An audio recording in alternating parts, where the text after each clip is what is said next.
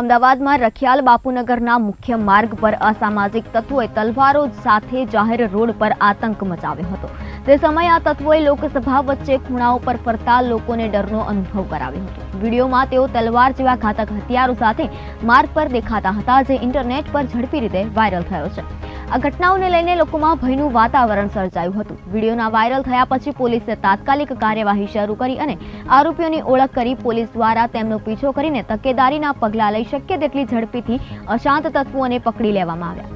Police અધિકારીઓએ વાત કરી છે કે આ પ્રકારના ધમકીદાર કૃત્યોથી લોકોમાં માનસિક શાંતિ અને સલામતી માટે ખતરો થાય છે અને તે જ કારણ છે કે આવા કૃત્યોને કટોકટ એડ્રેસ કરવાનું મહત્વપૂર્ણ છે। પ્રશાસન દ્વારા આ પ્રકારની ઘટનાઓને રોકવા માટે કડક પગલાં લઈ શકાય છે। એક તરફથી લોકોને સલામત અને સશક્ત રાખવા માટે સામાજિક જૂથણીઓ અને તંત્ર સાથે કઠોરતા શરૂ કરવામાં આવશે।